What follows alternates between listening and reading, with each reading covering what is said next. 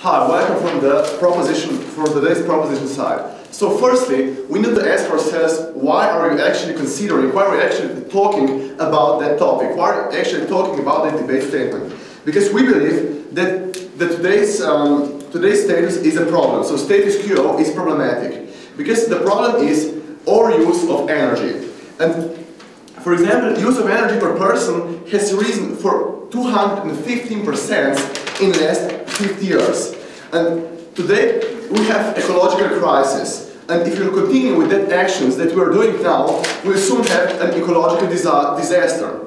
And in that case, we believe that country has a right and has a duty to protect long-term interests, to protect our very existence, and to protect the existence of our Earth and our society. And in that case, it's legitimate to limit the energy use. So let's define the debate statement. So government is the government of the country, of course. Limits, so it's put on limit and give penalties for not obeying that. Individual, so per person, so some amount of energy per person, and of course the energy, so all sources of energy, so electricity, I don't know, oil, wood, whatever. So our case consists of three arguments. I'll represent you our first two arguments, and our second speaker will represent you our third argument. So let's move to the first argument. So country's duty. Today, everyone uses unimaginable amount of energy. So we don't even know how big environmental footprint are we leaving on our environment with our use of energy. We don't actually know how much environmental footprint we leave when, I don't know, 10 lights in our house are on for 2 hours, even if there is no need for that. And we're actually leaving massive environmental footprint. So and we believe that because of that, it's country's duty to protect that, to stop that, because the biggest problem isn't the use of energy itself. The biggest problem that today's proposition sees is overuse of energy, because we need energy in our lives. We need energy to live comfortably. But the problem is overuse of energy. The problem is that amount of energy that we use. No, thank you. Even if we don't need it. The problem is because we leave 10 lights turned on in our house, even if we need only 2 lights turned on in our house. And that's what today's proposition is fighting for. Today's proposition is fighting for to stop that. And so, sir, yes, please. Why should the neighbor of that very energy wasteful neighbor that leaves 10 lights on in his house suffer from the same policy that aims to punish only that kind of house? Yeah, of course we'll punish only him. Oh. Of course we will. Okay. Because he's using too much energy. So we believe that in that case it's country's duty to do that. And country also limited a lot of things, a lot of other things in history. For example, country limited CO2 emissions. Country limited CO2 emissions for cars. Country limited CO2 emissions for factories. Country said that new buildings have to be energy efficient. So country limited energy efficiency of houses. And how do we want to do that? How do we want to achieve that goal that we are fighting for? How do we want to stop that overuse of energy? We want to do it with fines. So, if, for example, normal use of electricity, or for example of some energy, is, I don't know, 20 kilowatt hours per some period. So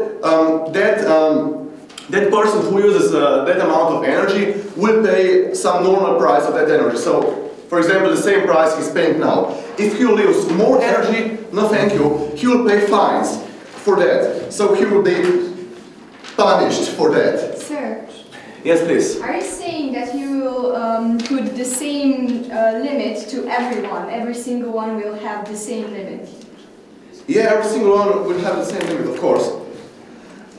Because we believe that that's the only fair way to regulate it, and every country will define that limit on some research.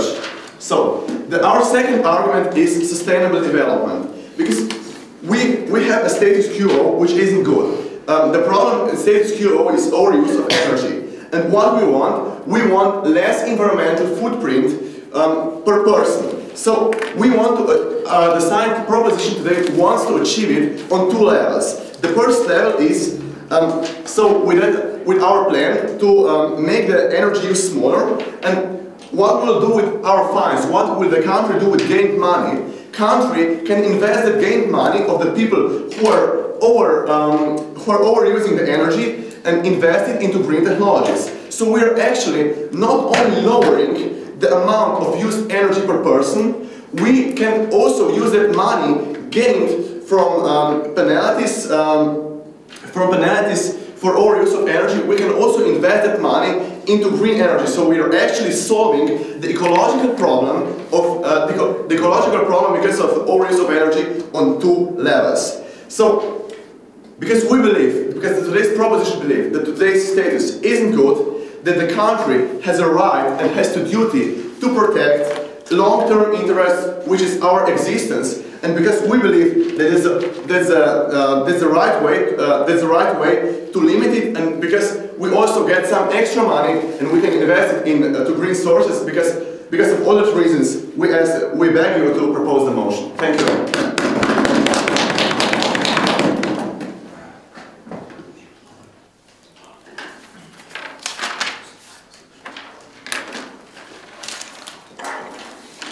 Now I would like to invite the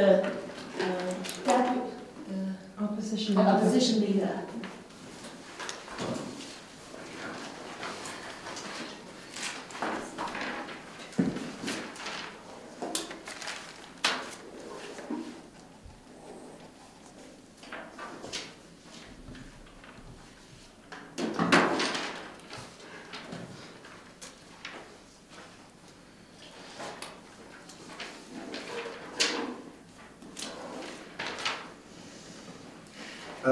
Madam Speakers, basically we've heard one thing coming from the Prime Minister in today's debate.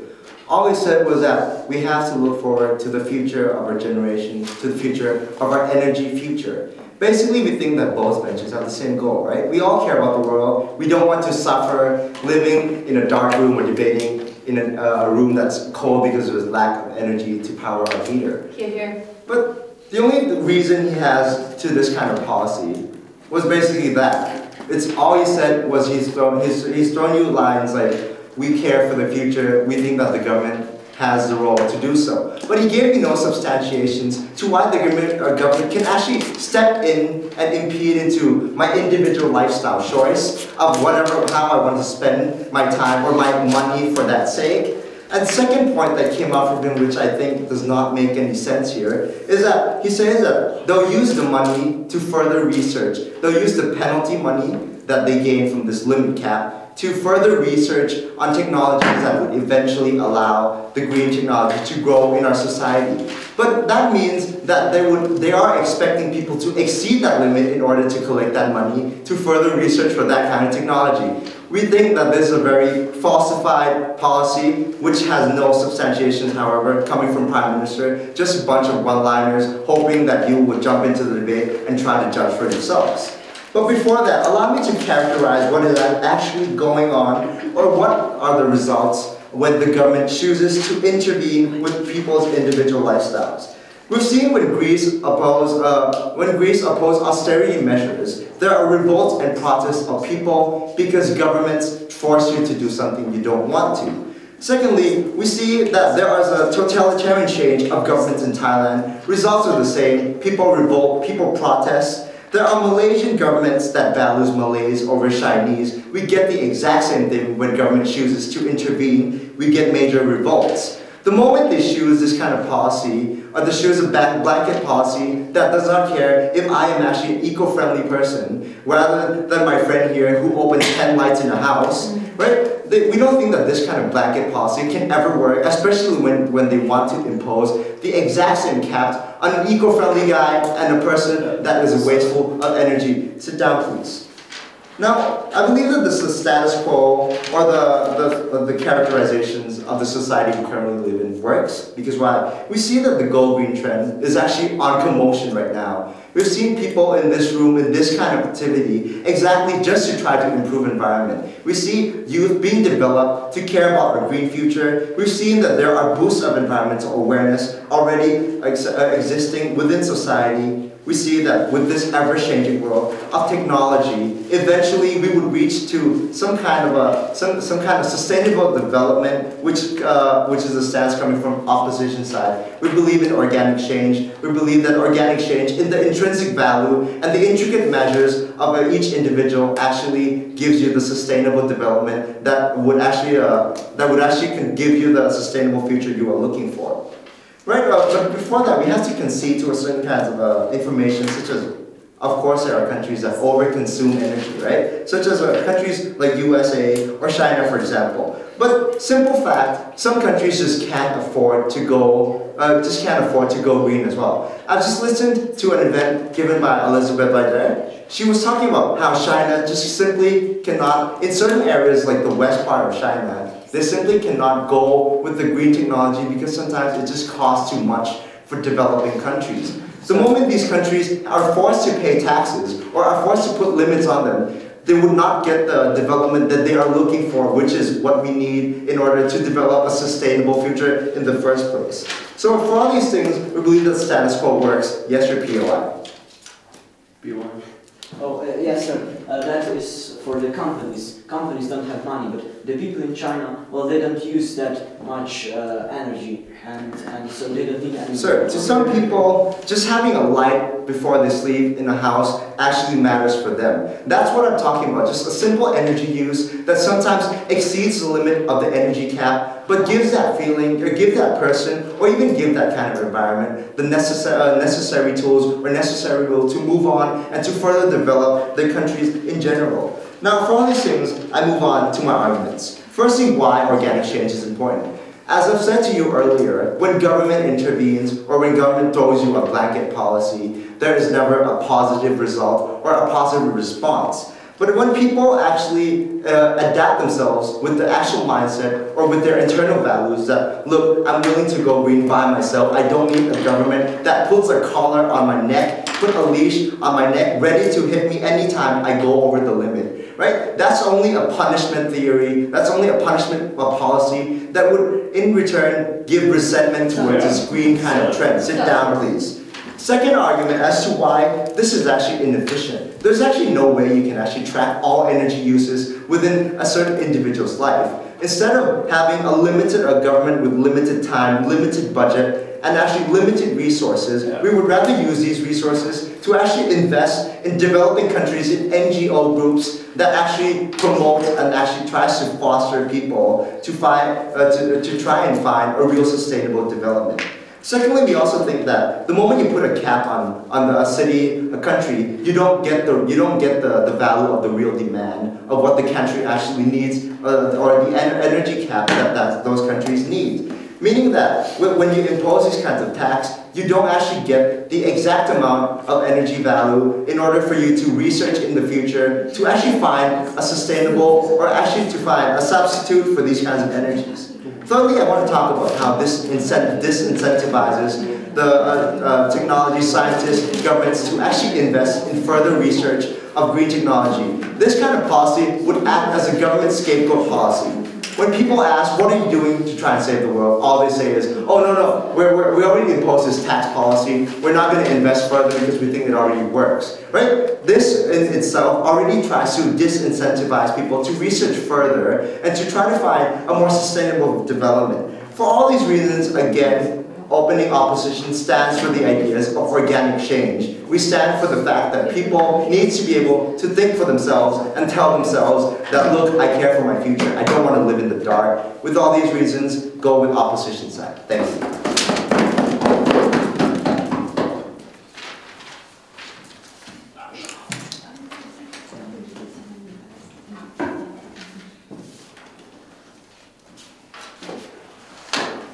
let's welcome our Deputy Prime Minister.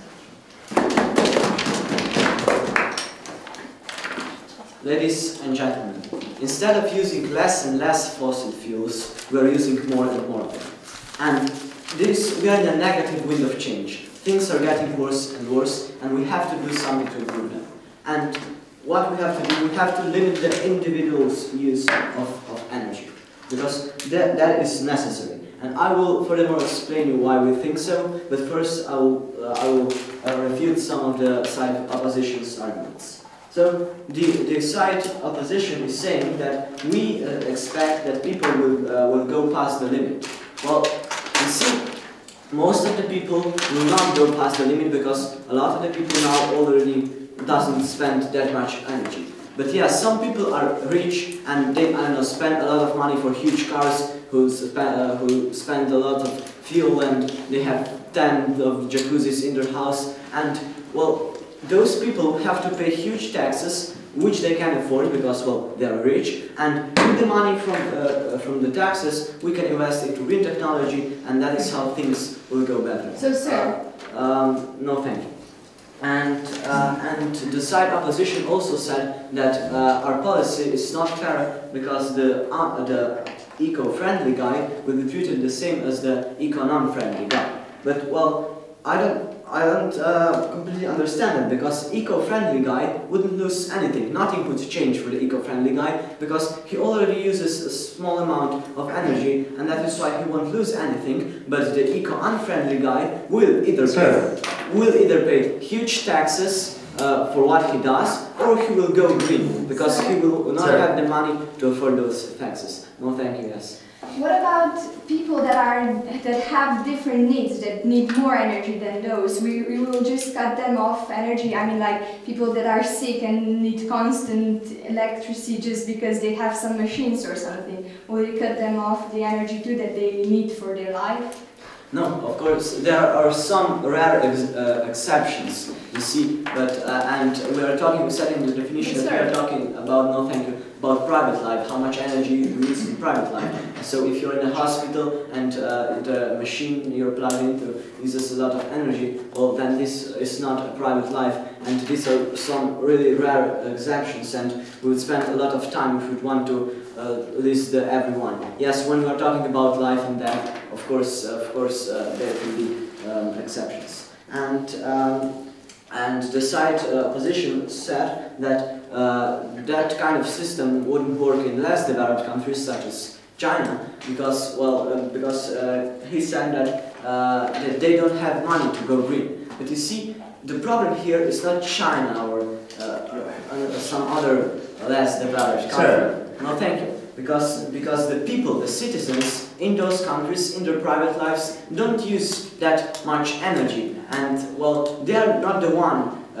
who are polluting that much, the citizens of the countries. We are mostly talking about the highly developed countries where we have some rich individuals, and where the people, well, just like to have lights turned on all the time. And this is the problem here. We're talking about highly developed world where people can afford, where the rich people, yes, where the people can afford to go green. No, thank you.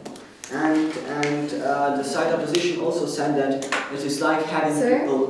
No, thank you. It is like having people on leash. So every time you go too far, you're punished. But well, it's not like that. So if you go too far, if you exceed the limit in one period of time, you pay huge taxes. You see, and it's not like punishing. It's like learning from experiences. No, thank you. And in your head you realize, oh, I went over the limit, and now I suffer. So I will not do that. This thing before. It's not like having a dog on a leash, because dogs keeps going too far, but people will learn from their experience, and they will not go too far anymore. And now let me present you some more constructive material from side proposition.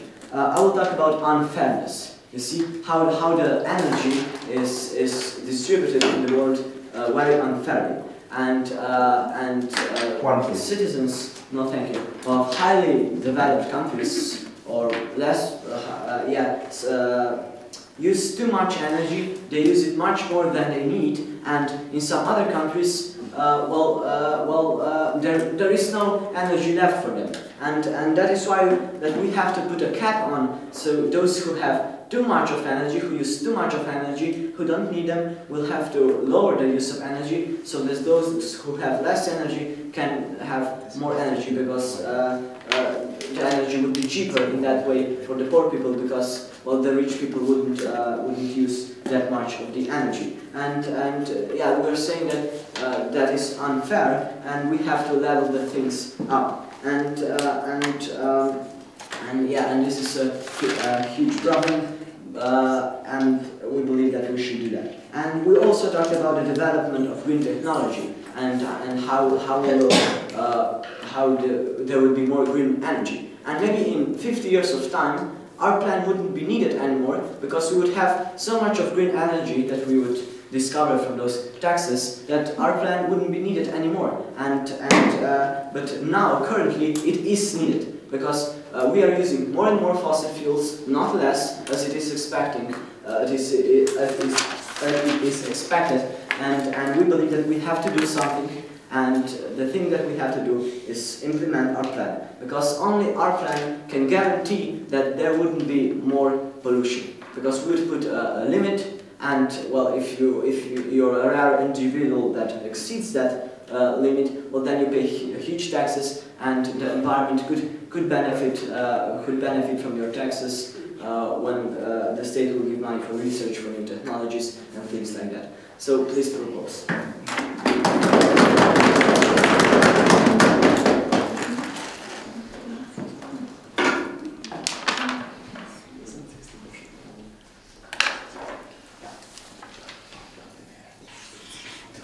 Now I'd like to invite the deputy leader of opposition.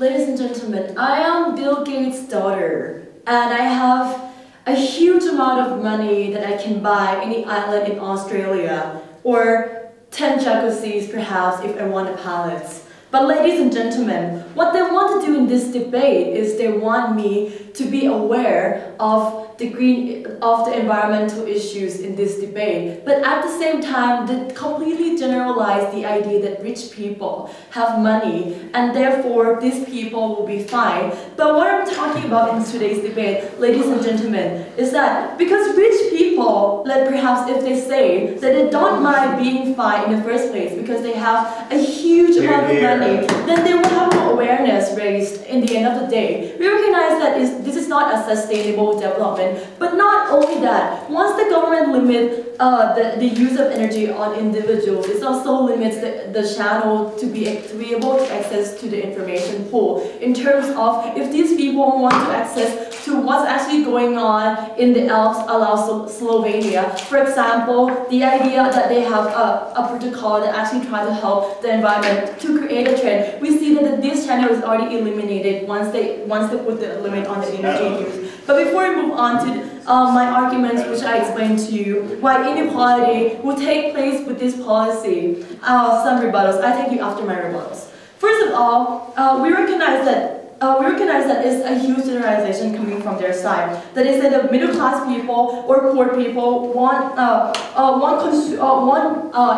exceed the limit. But we have to understand the nature of the middle class people, ladies and gentlemen. There are many types of middle class people. You and I are middle class people. We are able to afford the necessity and some other technology that assists our lives to be more convenient, right? So in this debate, we recognize that we also have other types, other than food on the kitchen table. We also have computers, we also have fans or air conditioners. In Thailand, you need air conditioner 24 hours. When you're in Slovenia, you need heater 24 hours. But what the government side wants to do is that they want to give you a period of time when you can be cold or when you can be relaxed with the fresh air, or when you can be warm from the snow. So we don't think that that's actually effective and efficient in the first place. Second rebuttals, they forget to contextualize the link between green technology and the solution to social issues. Because we question them in developing countries where the government is not able to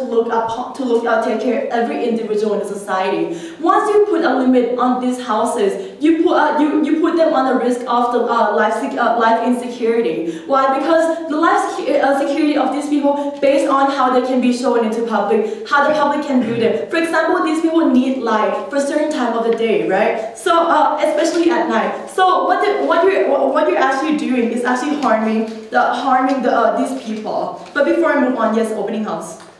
You're representing today's proposition as some ecological extremists, so that we won't let people in Slovenia to have a heater 24 hours a day on if there's cold. We said that country will define the limit. Okay, sir. If that's the case, we still argue that this is not the best interest of the country, and I will cooperate my answer in my argument. First of all, the idea of how inequality would take place under a policy. First of all, we recognize that it widens the gap between the rich and the poor, because in order for the society to grow economically, it requires trade and more trade and more trade. So in this debate, we recognize that the characteristic of trade is that it requires communication. When it comes to communication, it requires technology or other device that help assist people to be able to communicate, and it requires energy in this debate. We don't think that the idea that you think that you already provide them heater or other type of comfort technology is already enough, because there are also other financial growth, also other financial incentives that they want to climb up the ladder in the society. So we recognize that first of all, poor people are shunned off from the social ladder. They have less chance to climb up the social ladder, because we recognize that the small firms will die out. Because when you put the limit on the individuals, right? A lot of small firms, they are not compliant to the government, because especially in developing countries, this type of developing country usually they do a family trade. This type of small firms recognize that their characteristic is that they rely on the amount of people in the society. So, and especially when they use their energy, it relies on their household. It doesn't have a link to their business. But even if there's a link to that business that they use, that is not an individual use, we still think that it will domestically poison the whole country. Why? Because on the second point B, we recognize that it harmed the social structure. First of all, we recognize that family institution, which is the base of the society. You're weighing out the two scenarios between the parents being fined, being punished, and these parents are perhaps maybe they're farmers that do not have time, 24 hours to look over their children. Ladies and gentlemen, in a capitalist society, parents only have 7 minutes. It has been surveyed that parents only have 7 minutes with their children in the big cities. So we recognize that when these parents don't have the whole capability to be with their children 24 hours. And these children, because their kids, they're irrational. We see that what's going to happen is that once the government puts fine or limit on the energy individuals, it forces the parents to become more abusively oppressed towards their kids. And thus, these kids will have less channel to the idea that these kids can do academically. Because when we have to recognize the fact that in the modern world, kids' creativity and imagination grows from the exposure to media. Once you put a limit on television or this kind of stuff or entertaining, entertaining necessity. We think that not only it will harm the kids, but it will also harm the democratic sphere, because limiting energy equals to limiting the channel to check and balance of the people on their own government or public issues. Recognize that during the time of the US election campaign, people have more demand to watch the television because they want to know about the debate, right? Thus, the demand for energy use increases. Recognize that the demand for information is unpredictable and inconsistent. And also, if the government put a limit on individual use, the society will be less informed about what's actually going on about their society. They are not able to check upon their government. Thus, we recognize that first, this is not a sustainable development because people have less access to the information pool. But now on the second point, we think that it doesn't protect the long-term interest of the country because first, it's harmed the family institution and the youth, and also made the country become a weak democracy. We don't think that this policy should be in place, and we think that this motion should fall. Here.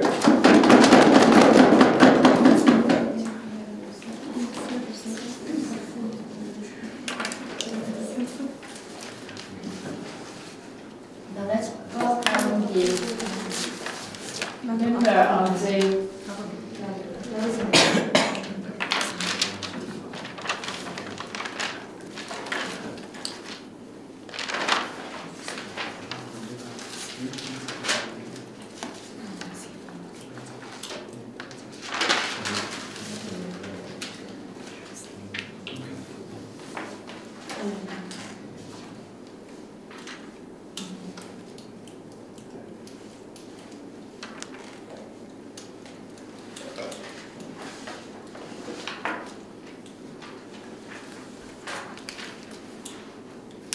Okay, ladies and gentlemen, here actually there are two problems facing us. Firstly is that we are using up our energies.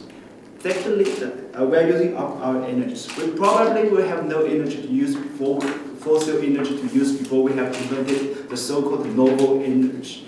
Secondly, this problem has been recognized by both sides. Secondly, the problem is people are now unintentionally wasting the energy. People now are unnecessarily wasting the energy. So that is a problem that we are trying to solve today. We say, so from the previous speaker, we hear some very ridiculous argument that we are not cutting off the energy supply for the household. Actually, we see there is a huge disagreement between the first speaker and the second speaker. The first speaker is talking about, okay, some people are wasting the energy, but the second speaker come up just claim that, okay, our government side is cutting off the electricity and gave so many examples of how lives are hard for people without electricity. So we believe that part is totally irrelevant in this debate. So, but anyhow, I'll rebut them one by one.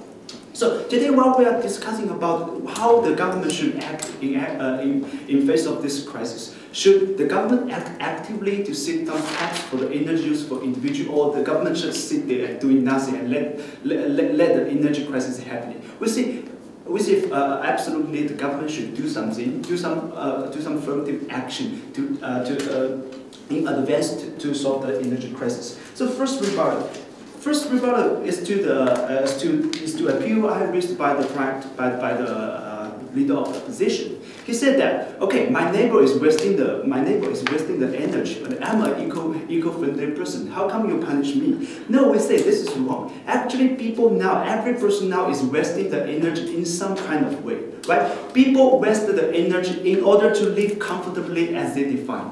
Every people have their own definition of comfortable life. So I will say I have to drive 5 hours to work because I like to live in mountains, so I waste my energy. Some people say I like to turn my light on because I'm afraid of dogs. Actually, he's also a waste of energy. So actually, every person, no matter how you can claim you are eco-friendly, is actually wasting some energy in some way. So how do we tell the people who is wasting or who is not wasting? We say, as the government, we need a clear but simple standard. That is the energy, the amount of energy you are using. This is a very fair standard that we tell whether you are wasting the energy or not. And this is the most feasible policy for the government to do to the whole population in their country. So that is why we need this standard to tell whether you are eco-friendly or not eco-friendly. So that we say this is a fair policy. Secondly,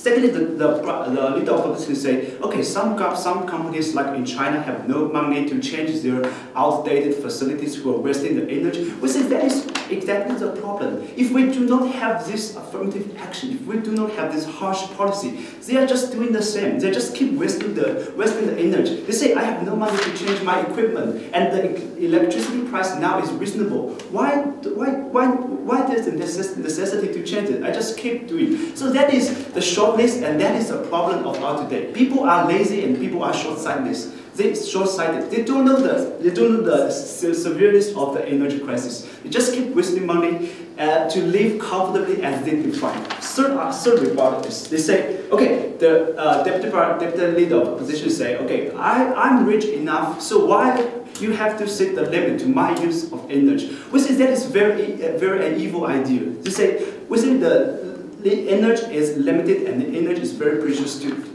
the people, especially to poor people. Somehow we can compare energy and the food or at the water that become the basic supply, basic need for survival, especially for poor people. But anyhow, I'm rich people, so I have the right to waste the money because I have the money. We say that is very evil because the energy is not just common. It's not just common good like Coca-Cola or something like that. That is, we say, energy is very limited and very precious because it involves with the poor people's basic need of survival. That is why we cannot let the rich people to waste it. That is why we should set the cap to every person, no matter how rich you are or how poor you are. Okay, come to my. I have two extensions today. So before you move on, I have two extensions today. One is the failure of carbon system. Say we have the problem of energy crisis. The energy are used up by people. We propaganda. We say we advertise that okay we should save energy, but it's not useful. But it's not effective and not helpful because people are lazy and people are short-sighted. For an individual person, they say the electricity, the price of electricity is reasonable, the price of petrol is reasonable, and I am also only an individual. So what's the matter if I use a little bit more petroleum? So the problem is when everybody think like this, when everybody have this idea, the things will become very severe because we do not have a unified action that led them to know that if everybody use with a little bit more energy, there will be severe consequences for the world. So that is why we say the people, lazy people and short-sighted people are really the cause of this problem. So that's why we need say the government the government should step in and tell everyone that you cannot be just selfish like yourself. You cannot do it just know what you are doing. We need to do together, and we need to notify the problem of this crisis together. Secondly, about what the obviously, my second extension is why the energy crisis is so severe that we need to take action in advance. And this part was obviously ignored by the opposition side. They say, okay, just use it and use them up. So what's the consequence of using them up? Suppose that when the energy was so few that the energy price is rising so high, what is the consequence for that? We said the modern life of people are so involved with energy, with electricity, with petroleum. The energy becomes the basic need for transportation, for education, for industry, for manufacturing. What if the price is rising? Actually, it will ruin the life of most of the poor people in the world. That is, we say, because there's no alternative there's no effective alternative for the energy now. We have to depend on this for our survival. So the consequence is very severe. It involves not only the daily life of people, but also the whole industry of the world. So that is why we say the opposite side ignore the severeness of the energy crisis, and that's why we need to take affirmative action in advance. Thank you.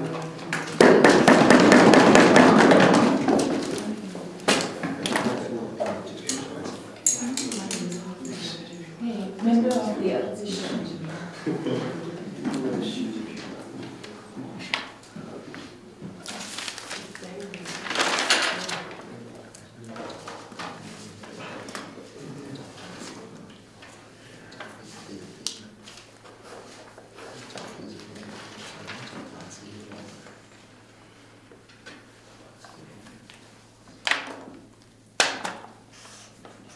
Ladies and gentlemen, today we are discussing if we should put limit on individual energy use or not.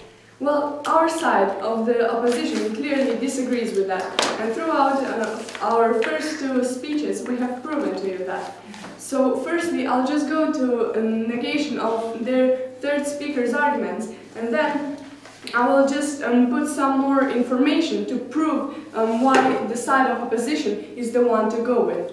But firstly, the refutation. So they stated that everyone is driving to work and that everyone uses too much energy, and that driving to work is like something that we don't need, something like that. But you know, driving to work, we cannot say somebody that, oh, you use too much energy, so you should drive to your work only halfway and then something walk or something, because otherwise you will exceed the limit. And the other thing is that our proposition constantly talks about the poor people, but poor people don't exceed the limit, won't exceed the limit, wouldn't exceed the limit, and they actually have no money to exceed the limit. So I don't know why we are really talking about poor people, because with implementing this limit we wouldn't give poor people the money to maybe use more energy for themselves. About using too much energy that is not needed, like using too much petroleum that they've said, we think that we should raise awareness. We should make a campaign and raise awareness of people, not put the limit, because we have proven to you once again that the limit is not the right way. So throughout our speeches, we have told you that we have simply showed you why you should go with the side opposition and should not choose the limit. I have to point out that there was a bit of misunderstanding between their first and second speaker, where the first speaker in the POI, as they was asked, said yes, everyone would have the same limit. He clearly stated that, and then in their second speech he said yes, of course there are some exceptions, we cannot treat everyone the same. So there was clearly a misunderstanding on their side. And we are constantly talking about China, and they said that the citizens don't pollute so much, and well, as we all know, China is quite polluted country, so who does pollute? Well, the ones that pollute are factories. So we think that we should implement a limit on factories' emissions, not emissions, not energy use of people, but the energy use of factories. And we have some statistics that prove that average supermarket usage of electricity per square foot per year is 50 kilowatt hours of electricity, and that's a lot more than an individual would use. And another fact is that they use 50 square feet of natural gas per year, and that's a lot more again that an individual would use. And in 2013 they will actually put a law in, so the computers, TVs and printers and similar devices while on standby won't be allowed to exceed 0.5 watts. So basically we think again with that point that the ones who are making those devices could do something. And they are already doing something, like for fridges, they put those energy levels A, B, C, D, E and so on, and people do buy the A level devices because people are aware already of that. So in UK the supermarket limit actually works. they have implemented that, and it has actually already decreased for 6% the energy use of the supermarket. So again, we think that factories are the ones that pollute more than people, significantly more than people, and are a greater problem, and supermarkets as well, as I've stated. But another point are different needs, as we have stated as well in our POIs and in our speeches. Like when we've said that the individuals that are dependent on machines and so on, that would you just unplug them for a few hours, and they say no, only private life. So that's again a misunderstanding on their side. So actually, they make us the proposition says that we are the ones who will just destroy the environment, and we should use more energy, and that we are actually proposing to use more energy, and that we stand for that. But ladies and gentlemen, that's not true. We do realize that energy can be overused and the environment must be saved, but not in that kind of way that we should put limits, because oh well, we have proven through 3 speeches now why that should not happen. So if I just briefly go throughout our cases, we had strong points that still stand, and the proposition didn't really succeed to refute them. And there were organic changes and how cabs don't work, and that without implementing limit, we would develop green technology, because we would have to find another way. So with those points proven, we think that you should definitely go with the side opposition. Thank you.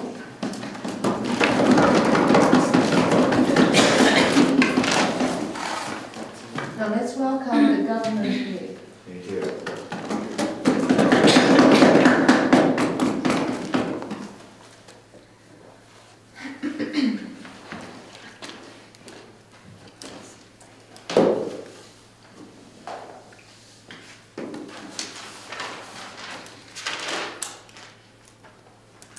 Okay, ladies and gentlemen. Today, as the government side, we firmly believe that the environmental protection is the issue that everyone should take care of. It is the thing that everyone should concern. It's not those, we always blame those factories, we blame those poor people, no matter poor people or rich people. It is the issue that everyone should consider. So, as the previous 3 speakers from the opposition side have mentioned some kind of weird arguments, which I will kind of refute it one by one. Firstly, the opening opposition has mentioned their ways of solving the problem is that using one sentence saying that we want to invest the money to those NGOs in developing countries, and we don't see exactly how this is going to work and how this is going to change people's ideology and also change the environment. And if they have the lower house has mentioned like their ways of solving the problem is like to put a limit on the factories, which I'll mention later. That's also not effective and is not as important as we are saying. Like we want those individuals to be aware of the environmental protection. Sorry. The second speaker from the opening opposition has mentioned that the rich people, they are not afraid of paying more money, so they will continue to waste and continue to use more electricity and more water to make their life more comfortable. But we are saying that the rich people are actually a minority of the society, so they are actually under the spotlight of many people. People will focus more on how they're going to live and how they're going to change, how they're going to becoming the model of the society, rather than they are actually wasting more. So in this case, we believe that the rich people are not exactly the case we're talking about. So And that is, so, sorry. And also the second speaker has mentioned the equality of the rich and poor people, which we think that is not exactly the case we're talking about, because the equality of our policy from our opening government has already mentioned, like, we are not cutting off the television, we're not cutting off the electricity, we're just every country have the specific standard after making adjustment after considering their own situation, and they will have a kind of reasonable and justifiable standard that put on the energy use, which we don't think the problem really matters here.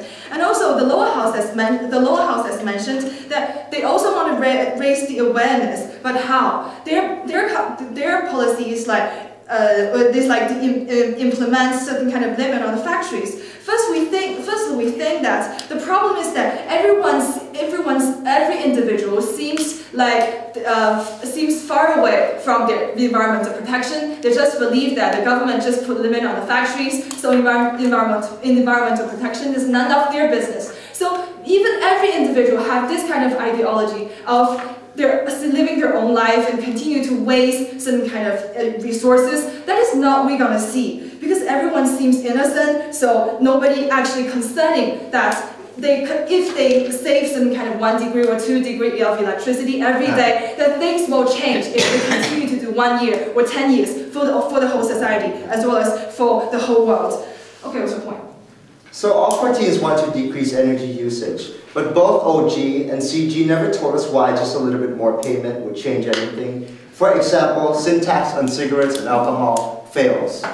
We're not saying like, first our policy, we have already proven that if you actually exceed some kind of limits, that the government will let you to pay high taxes, which will really change people's ideology, because people will begin to think that how come if I save 1 electricity or 2 every day and things will change, I don't need to pay that much because of this. So it's really that it is only that we want to raise the awareness of the individuals, that they begin to think that how can I change my life behavior and how can I change my lifestyle to meet the demand and meet the standard of the government has already put on the people. Because we think that the government is actually okay, I'll mention in the clashes. So the first clashes is that whether the government should take affirmative and active actions in this case. We believe the answer is yes, because it is kind of urgent and severe problems that we are facing nowadays. Because we have already overused our kind of resources and energies, while at the same time people has no idea of how much they have already wasted. They just continue to live their own lifestyle, which we think that we need, which we think that it is urgent to protect. It is urgent to protect the environment, because it is a certain kind of recycling resources is the basic need of many people's survival. That is exactly why the government should step in and take affirmative action. And the second crisis is that whether this kind of policy is effective and necessary, because we are every day every people is using certain kind of resources, and they have no idea how much they have wasted. If this policy we have already proven that can change people's mind and change people's idea of how they're going to change. For example, they can change to buy some more ecological refrigerators, ecological electricity, or they just, if they have, maybe they will, if they want to make their life more comfortable, they will open 10 lamps one day. For if they have a certain kind of policy that put a limit on personal energy use, that people will think that how come I just use 2 instead of 10. So this could be really happen when certain kind of limit has already put on the people, because certain kind of if you exceed, they will pay a lot of money that will force people to change. So we believe that according to what I've mentioned, is like it is really an urgent and severe problem that we are facing, and also our kind of policy is effective and is really justifiable. Yes, thank you very much. Here. Now let's welcome the opposition whip.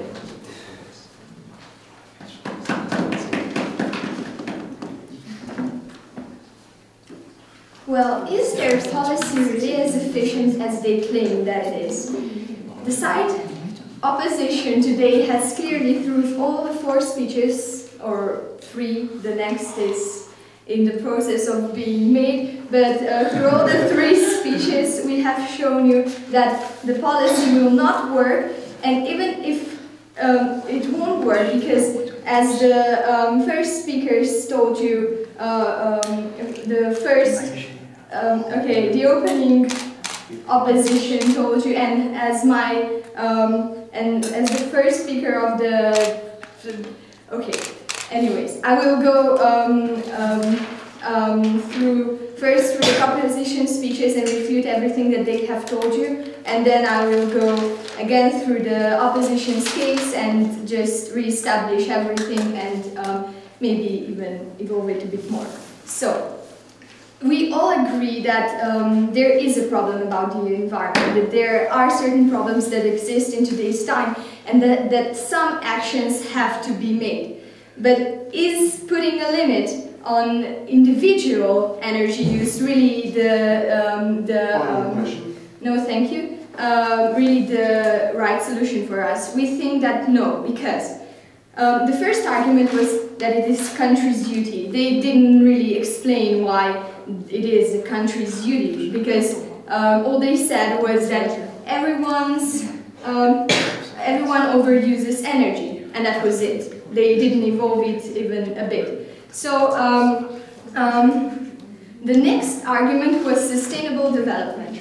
That basically what they told us is that they are hoping that people that people won't follow their limits, so they will get some money and then they will evolve, like the green technology and stuff. While in our case we get the money from, in our case we just evolve the green technology by the money we have now, because that kind of things are already happening now, because but you can't expect that things will get better so quick, because we only started to make some changes in the way we act to our environment. So we have to wait some period of time so the changes will become visible. We just can't rush into taking people's energy away. No, thank you. So the their next argument was unfairness, because unfairness, that it is not, the energy in today's world is not fairly fairly distributed amongst all citizens. Well, what? I mean, like, of course that those who pay more will get more, and some use more, some need more than others, so unfairness is not really the case, because basically anyone can get some energy today. The third proposition told us something about what's the consequence of doing just nothing and sitting here with our arms crossed and just like chilling and everything. Well, we agree that we cannot do nothing. We have to do something, but the limits again are not the right solution. They didn't really even represent any of arguments that would actually prove that their limits would make a change. They only said that on that point, madam. I'll take you in a minute. They only said that well, limits are great, yay, and people will be concerned for how much they'll pay, so they'll just use less energy. But what if people need that energy? They will just pay more and more and more, and if they can afford it, they will do it, and we're on the same level as we were before. Yes, please. I'll just explain why the limits are efficient, and why do we believe that limits are efficient. Because, for example, on the road, if we say driving fast is dangerous, or if you put the limit that they can drive so fast and we give something like that, it's much more efficient than just say, you can't drive fast, or you have to be eco. Yeah, okay, I understand. We are not just saying that we will say to them, you have to be eco. We are saying that we will give them more opportunities to be eco, or maybe to be eco will be the only chance they have left by giving them only alternative resources for like everyday life and stuff. And that can only be done by investing, which is already being done today. There was something in the fourth proposition speech that really kind of confused me, because first of all they said that everyone should be concerned. In the next second they said, well, we're not talking about the rich, so make up your mind, please. I mean, we're probably all confused. So, and again, once before it was said that like we're not talking about developing countries, we're only talking about the countries that are already developed and are already have some basis on which they can build eco-friendly. So are we talking about everyone or just certain amount of people and certain groups? The POI that was given by the speaker, it was how would it change anything if we already put a tax on cigarettes and stuff, and people still smoke, people don't care, and then the answer to this POI was like, because you will be like, if I turn off this light, maybe next time I won't have to pay that much. But isn't it the same in the cigarette case, when you can say, well, if I smoke 2 cigarettes less, then I won't have to buy another box, but people still do that. So how will the limits make them change their mind? Okay, so the proposition speech, like on really quick oppositions. Okay, sorry. Okay, why organic change is important? Because revolts will happen if we put down the people. But we are not. But we have to make some. We have to help people in some ways to build up their eco-friendly way of living. It is inefficient and it. Yeah, sure. We should probably face on the things that pollute more than people, like factories and stuff. And there are also people with special needs that we should take care of and think of when we are talking about such plans. So, yes, that is why you should go with the side opposition. Thank you.